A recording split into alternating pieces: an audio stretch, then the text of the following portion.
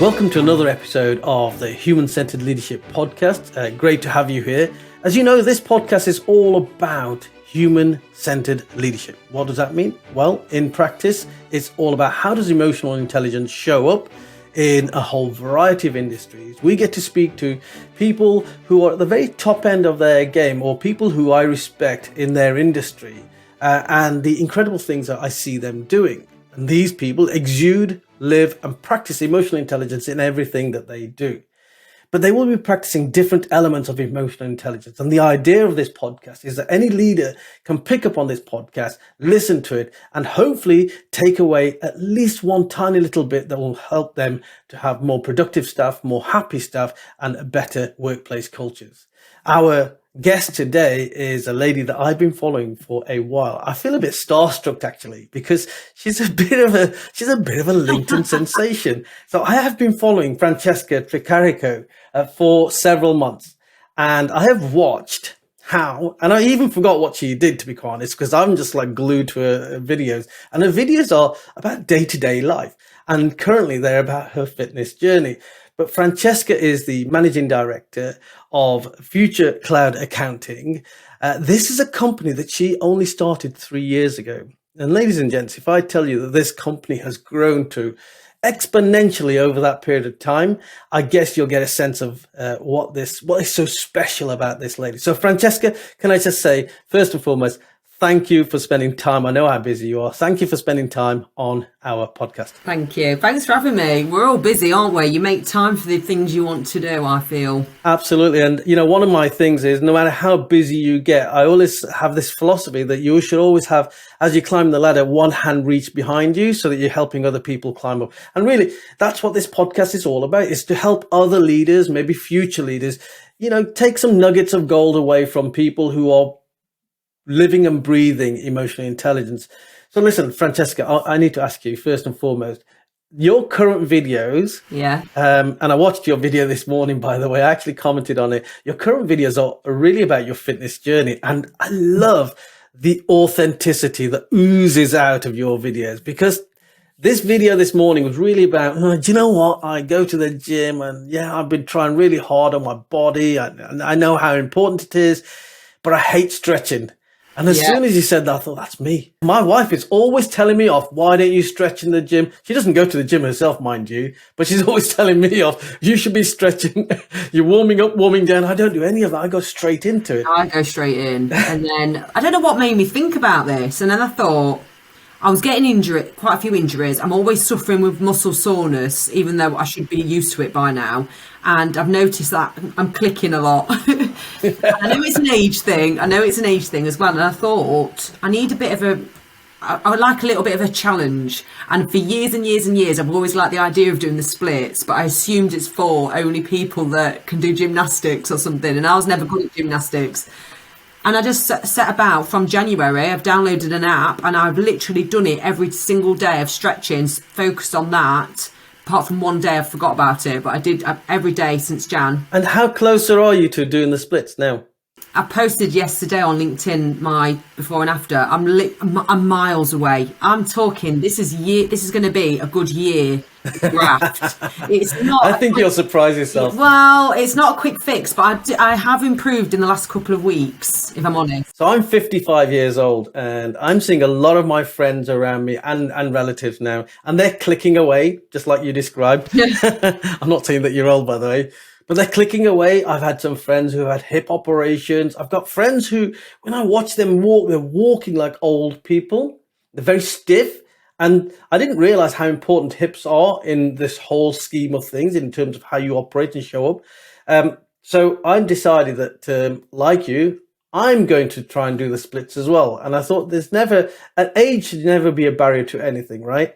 So I got this program. It wasn't much, and it's something to do with hyperbolic stretching. I don't know what that means. I'll be honest, but it sounds impressive. But it's a program really for older men, and it teaches them how to stretch more and more. I've tried it this morning, and you talk about muscle soreness. I can't move this morning, honestly. I feel your pain. But apparently, in 8 weeks' time, I should be able to do either side splits or front splits. So and when I do it, I'm going to send you a photo. I'm not going to post it on LinkedIn. I'm not as brave as you, but I will send you a photo. Yeah, well, I felt embarrassed. Last night, I debated whether to post it. Why are we like it? Does it matter? It doesn't, does it? What are you being brave? Just post it. And that is what I love about your videos. They are so raw. They are so authentic. Sometimes they are about you just coming out from the gym. You're in your car. You're laughing at yourself. I mean, this morning you laughed at yourself because you didn't know what you were going to say, right? But then there's a really important message in all of that. So we're talking about stretching, and people what they're listening to this program right now might say, well, what's that got to do with the key message?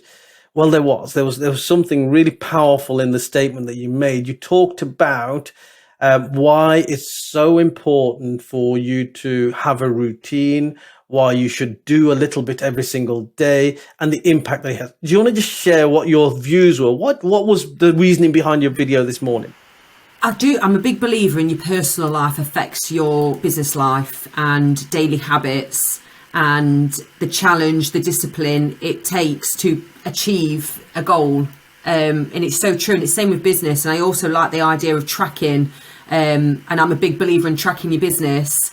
But why not track your personal life and achieve small things there? Like, so many people laugh at others for doing fitness, walking more, walking in the rain and that. But I'm embracing that, and I'm sharing that who cares for the people that laugh? If it's helping you, then go for it. And that's kind of my post was, I've done it every single day, and you can see a very slight improvement. And take photos, and don't be afraid to take a selfie, take a photo, share your progress, help others.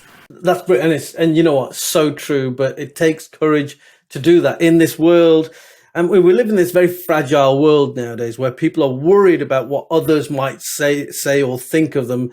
I study a lot of work around fear and anxiety, and there's a piece of work done by a guy called Dr. Carl Albrecht, and he talks about the 5 supreme fears. And the biggest of the 5 supreme fears is what we call ego death. And ego death is where we start worrying about how people will judge us in life.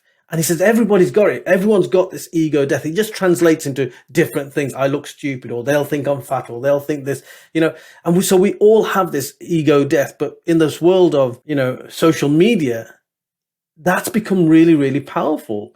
So I think one of the battles is that you have to push yourself out of your comfort zone and get comfortable with who you are as a human being, right? There's a lot of people on social media who can be whoever they want to be, and it's not necessarily real. And that's the worrying part to it, and you have to ignore that. 100%. And talking about being 100% real, how important is it for you to have been as authentic as you are on social media in your leadership journey? I mean, you have had an incredible leadership journey, haven't you? 3 years, gone from 0 to where you are right now as a single mother, and you've been doing all of this. Do you want to just tell us a bit about your journey and tell me about how you found authenticity and how it's played a part in your leadership journey as well?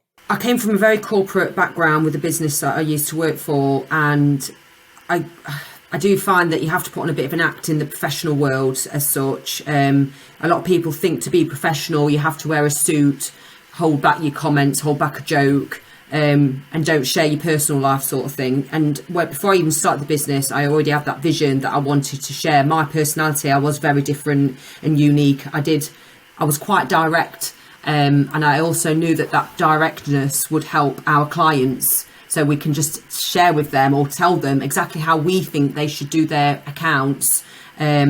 And also to grow the business, I thought, you know what, social media is massive and it's going to only get bigger. So I want to do the bit more of a personal branding alongside the business brand.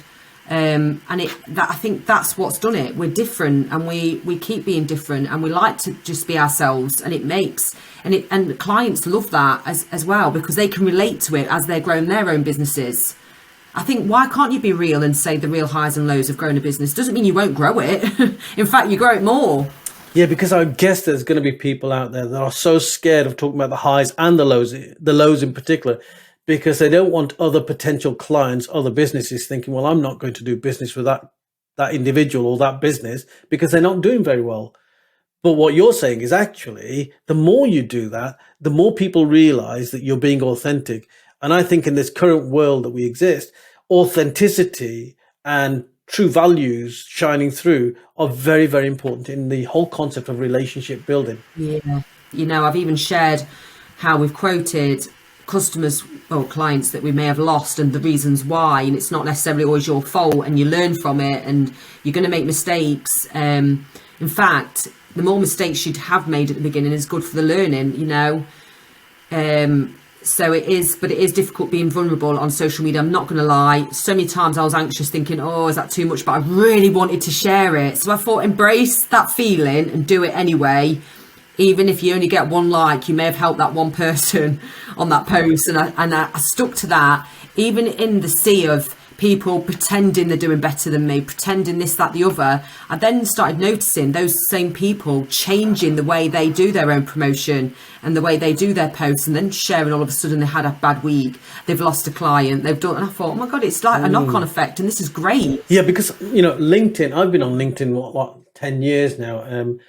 From the days when I used to be a senior police officer and I used to be on LinkedIn, I used to watch how things, and I remember people used to say to me, don't post too much. People within the police service don't post too much on LinkedIn. It doesn't look good.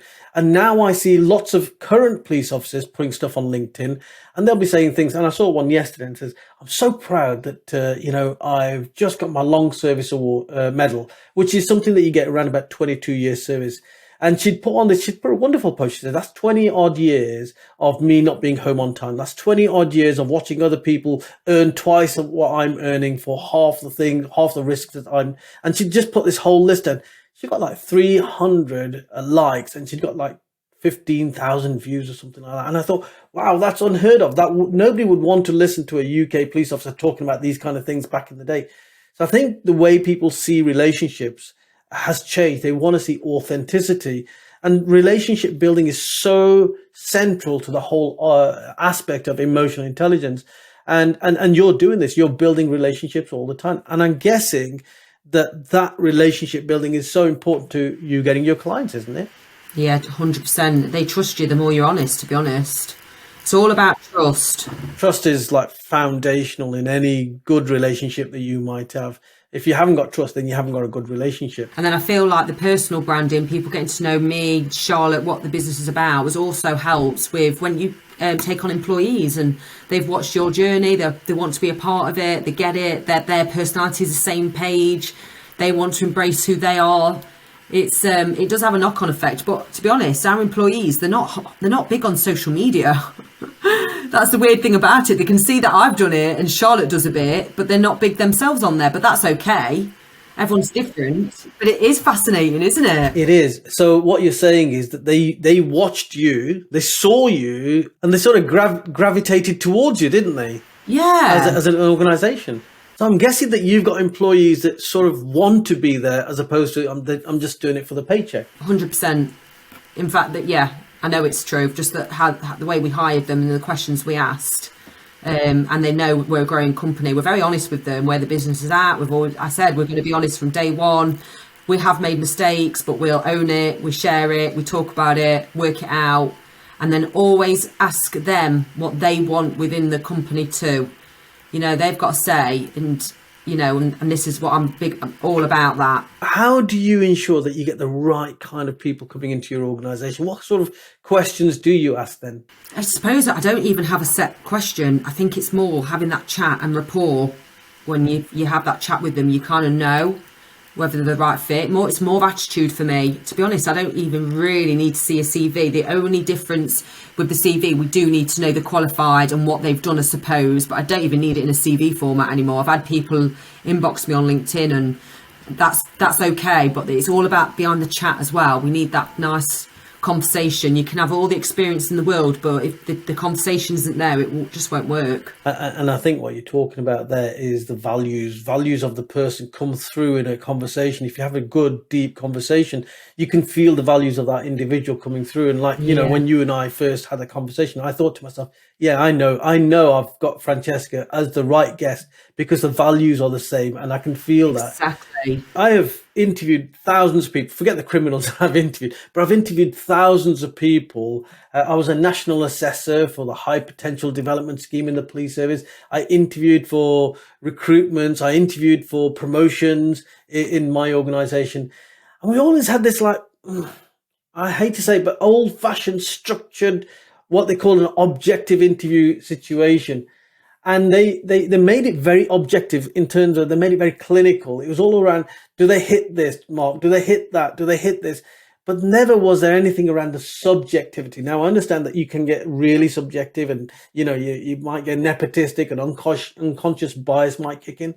But I think there is some room for some subjectivity when you want to feel somebody's values. You want to test their values and say, will this person be a good fit in my organization? And I'm guessing that's what you're saying that you are doing. We are doing that. We have done that from, you know, day one. It's a bit cringy, some of the formal questions you can ask.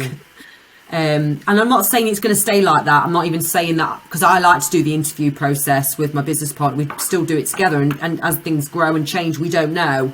However, if the person that's doing it, we would probably show them our style. And so far, we're not too far wrong, I don't think, on it. But, you know, we might learn and grow and adapt and change it. You know, I'm open to that, because hiring is really difficult and you won't get it right. You won't. How's your hiring been? I mean, have you had any people that have left the organization unhappy?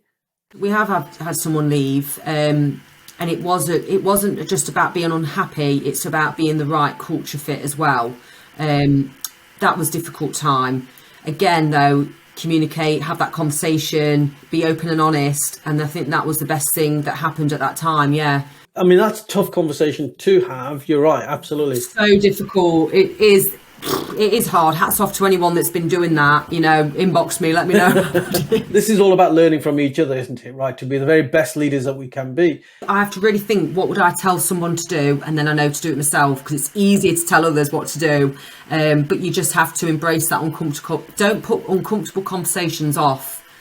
Rip that plaster off and do it, because it always turns out better than you'd hope. So very true. And, you know, we talked about trust being absolutely foundational. And the next thing I always talk about is how having difficult conversations is so important in an organization, but you just got to do them right.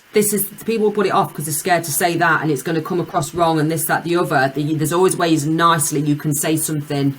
Really, so true. What do you do with your staff? How do you keep your staff motivated, happy, you know, functioning, high functioning staff? What do you do? What are some of the things that you do with your staff? They're our team. They're not staff. I never treat them as staff. They're my team. We're in it together. They know they're better than me. They are so much better than me. Just by keeping in touch, asking them how they are is a start. You know, you can easily forget to do that question of how are you, rather than ringing, can you just message that client, can you just do that, and have you finished them accounts? I'd rather check in how they are. Obviously those things do get done and we do have them conversations, and just keep saying, my door's open, are you okay? And then I'm like, are you okay? And then you hear that there might not be. There's a reason. You have to just work with them to sort it out, and it's not easy. No, I totally get that. I mean, one of the things I used to do as a leader was I'd take time out of my day in the morning and time out of my day in the afternoon just to do what I call my management by walkabout. Yes, the walkabout. That's what MBWA. That's why my PA used to just write MBWA in the 1 hour. But I literally used to just walk around and it was asking, how are your wife and kids? How's your dog? You've got a new dog. I remember, how's your new baby doing? How's your new house? All this kind of stuff. And when you do this often enough and you connect with your staff, you can hear a change in tone. When things aren't right, they might say the right thing. They might say, yeah, I'm fine. Yeah, but you know, because there's a tone, isn't there? People are scared to ask the questions because they might not like what they're saying. But I want to hear, I want to hear it. Say it. I know it's horrible. Give it me, because it's feedback. So you want to hear from your staff, and your staff that know that they want to hear when they are not happy with maybe things in the workplace, but also when they're not happy with things or they've got pressures outside of the workplace. And this is a very, very important issue, isn't it? You know, sometimes in an organization, when somebody's not performing very well, we automatically go down this poor performance route with them. But actually, what we should be thinking is, well, they were performing a couple of months ago. If they're not performing well now, there's an issue. What is the issue? Let's get into the issue as opposed to the individual. How do you sort of recognize your team when they're doing really well? What sort of things do you do that keeps them motivated and happy? It's an hard one because a lot of people are motivated by money. So it is great to like be able to give them their pay rises, which we have stuck to and done. Little rewards, like we had team lunch last week. I don't know if you saw the post on LinkedIn, but just getting together, buying them at Christmas, I don't know, an advent calendar. We've done that every year. Just little things like that. Obviously we had a team Christmas do, and we took them out, and I think mostly is just checking in with them as well. It's not all just about the money and what you can pay for and buy. Just checking in with them, I suppose. But again, I'm learning, is there something we could be doing, you know, and listening out, is a little more incentives, and we're flexible working. So they've done a lot of hours, bless them, but I don't want them doing overtime. I would like them to have flexible time, take time off. Like Matt asked, can I go and view this house because he's buying a house? Yeah, of course. I'll make the time up. I went, no, you don't make the time up, because I know for a fact you've done overtime and I don't like it. It's uncomfortable. And it's just because they're so committed, which is amazing. It's not healthy all the time. So I have to keep saying, have a break, go for a walk, if you can't do the jobs, let us know, because we'll have to hire again then. It's that support all the time. What you're saying here is so just human, isn't it? It's just about being human. It's about when you say you're feeling guilty for the amount of hours that they're working and you don't want them working too much overtime, and also understanding that not everybody is motivated by just money. You know, we're seeing now in the world something called the Great Resignation, where people are leaving really well-paid jobs because they're unhappy with the culture and they're going for less money, right? Yeah, I've seen it. So it shows that in the world right now, there's a shift in mentality. And I guess one of the reasons why you get good staff and people are waiting to come into your organization is because they know they're going to feel valued, appreciated, heard and seen. And that is so very important. In order for you as the leader, and Charlotte as a leader to do that, to achieve that, create that culture, there's an awful lot of stuff that you need to do, but it's not complicated stuff, is it? No, everything should be so simple in life. We overcomplicate it. Yeah, absolutely. So you've now gone from having 0 staff to how many staff now, 3 years later? There's 8 of us in total. We are hiring again. So I think it's almost like we've took on 2 every year, and we're going to hopefully take on another 2, hopefully, this year. But again, things might change and adapt. So yeah, that's quite, to me though, it's not, I don't know. Everyone's like, oh my God, you grow quite quickly. And I'm like, no, it's not good enough. Still not good enough. I'm not done. Well, there is this thing about growing too quickly, though, isn't there? It presents its own sort of challenges. I mean, I'm just about to do some work with an organization that has grown so quickly in 10 years that they've not been able to create the culture that they wanted to create. So I'm now going in to test the culture and then to help them to reshape that culture so everyone feels happy. Yeah, and we might need that support. Yeah, we might, I don't know if I've got it right as such. We might need that support, because obviously 10's not as big as if we do get another 2 this year. But we thought systems was the thing to get in place. We already had values on our website. Values, we know what our values are, and our top one's communication. And if we've soon discovered about the lack of communication, and we can adjust for that. But yeah, we might need some support on stuff in the future, as you get bigger. But we did grow quite quickly, that it was a bit overwhelming at the beginning, if I'm honest. Yeah. And I think you're doing all the right things. You've got your values in place. Your values are, like, for me, the very core of who you are as an organization, as a team. And then around that is about getting that communication. But you're not going to get good communication unless you get that other magic ingredient that you talked about earlier on, and that's trust. trust is like the foundation. It's what your house is built on, so to speak. So, I mean, you have grown so rapidly, and congratulations to you. But I know how much hard work must have gone into that. Um, Tell me about your journey. What was it like, 3 years ago when you started it, and what have you learned along the way? I believed in our business so much, it was ridiculous. I knew. It's almost like I knew that it was a great service that we could provide, but I still had them doubts. And I've not been doing it long enough. That's one of the doubts that I'm not experienced enough. But then you'll find the people that know the things that you don't know. Yeah, I've loved it. It's been hard work, and it's gave me a purpose, and it's only led me to hopefully set up another business in the future, investing money in other areas, giving me ideas, and the kids, they're going to be well looked after. And I've come from quite a tight background, if I'm honest, when it comes to money, and thought I'd never amount to anything. And going back to studying was amazing as well, even though it was hard work. It shouldn't be easy. Life should not be easy. You want it to be hard, because then you'll know you'll get a good outcome from it. So when you went back to study, when was that? How long ago? I was probably 25 or 26. So I'm 37 now, about 11 years ago. So my son was only 1 or 2. My daughter was 5. So 3 years. And then I graduated in 2014, I think it was. And have you been a single parent throughout that journey? Yeah, on and off, single parent. I've got a lovely partner now that's got on the same page as me. I haven't had the best relationships, if I'm honest, but I was single the whole time I was studying for 3 years, literally nothing, because I wanted to concentrate on me, my growth, my development. So that was uncomfortable.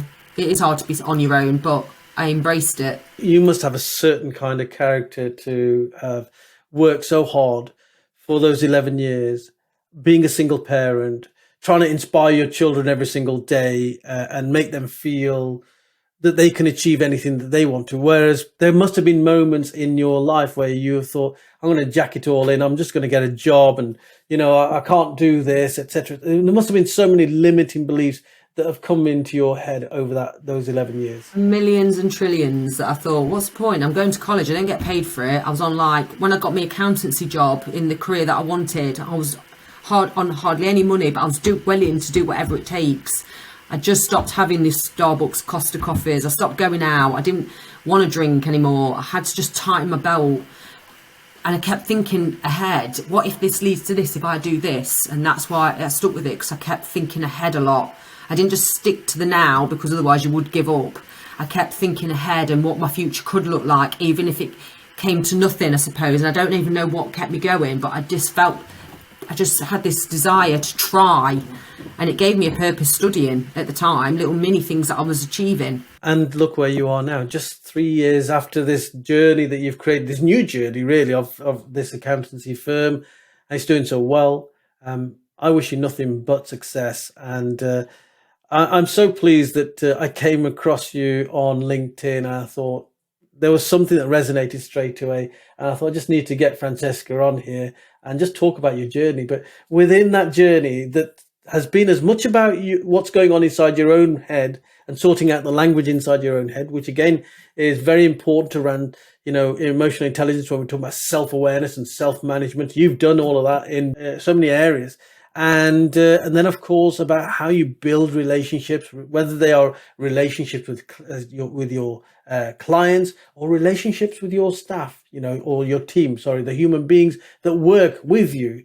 It's always about building relationships. And in building those relationships, what you're saying is you've got to have values. You've got to know your values, and you've got to look at the values of the other person. You've got to have good communication skills, and that has to be open communication, where you're not frightened of having the difficult conversations that need to be had in life. And fundamentally, when you're building rapport, if you're not having trust with the other person, then that relationship is doomed to fail eventually. So, Francesca, thank you. Those are the key points I'm going to take away from this. I think that you're inspiring. I'm going to watch your journey with so much interest. I know that you're going to do better and better. And I know that you'll end up creating another business. You're going to get bored. You're just one of these people, I can tell. Yeah, watch this space. There's more to come. You'll probably end up, I don't know, buying a fleet of HEVs or something like that to meet the demand and supply issues that are going the on. haulage company. You never know. You just never know. Listen, thank you so much. It's been an absolute honor having you on here, and I look forward to catching up with you soon. In fact, I am coming to one of your networking events, aren't I, later on this month? Have you booked on? No, I'm going to book on right now because It's sold out. Sold out in 3 weeks. Has it already sold out? Oh no, no! I might just turn up anyway. I can sneak you in. I'll Please sneak do. you in. Please do.